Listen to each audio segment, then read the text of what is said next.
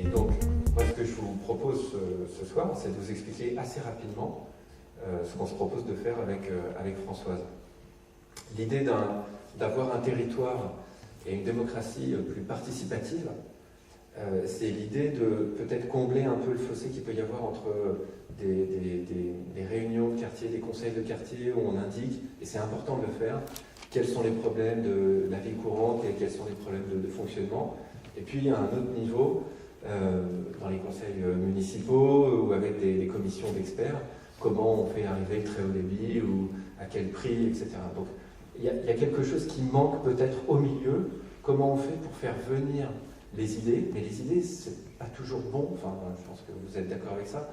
Il y a un chemin qui est long entre avoir une idée, savoir qu'elle est bonne, et savoir qu'elle est bonne pour beaucoup de gens. Et donc pour ça, il faut des méthodes, et puis il faut réunir beaucoup de monde, et puis il faut que les gens aient envie de participer, et il faut qu'ils aient envie de s'ouvrir, de comprendre quels sont les problèmes des autres, les idées des autres. Il faut aussi savoir accepter les idées des autres, et ensuite accepter l'idée que peut-être son idée n'est pas optimale, et qu'il faut peut-être la changer, l'améliorer, etc. Donc ce que je vous propose ce soir, c'est que la plateforme participative qui s'appelle inventive.fr, si vous y allez, vous verrez que le projet de Françoise, il est au top niveau sur la plateforme. L'idée, c'est d'y déposer des problèmes et des idées.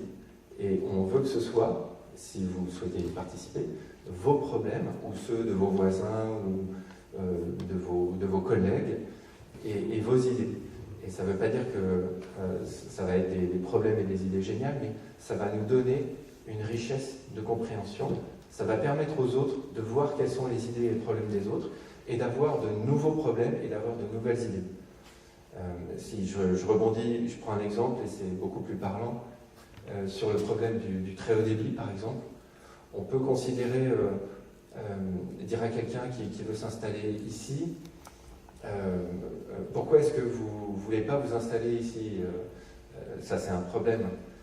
Parce que le village est très très beau, la ville est très très belle, mais il n'y a pas de travail, par exemple. Mais c'est un problème, mais peut-être que le problème racine, le problème derrière le problème, quand on fait l'analyse, c'est que s'il y avait du très haut débit, ça ne résoudrait pas tous les problèmes, bien sûr, mais ça permettrait à des entrepreneurs, à des freelances, à des gens qui peuvent télétravailler alors qu'ils sont dans des entreprises, de s'installer et donc de faire vivre un commerce.